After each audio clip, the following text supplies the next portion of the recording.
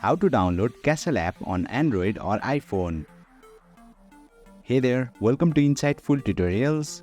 In today's video, I will show you the easiest way to download and install the Castle app on your device. Without further ado, let's learn how to download it. Open Play Store on your Android device or App Store on your iOS device. Tap on the search bar, search for Castle.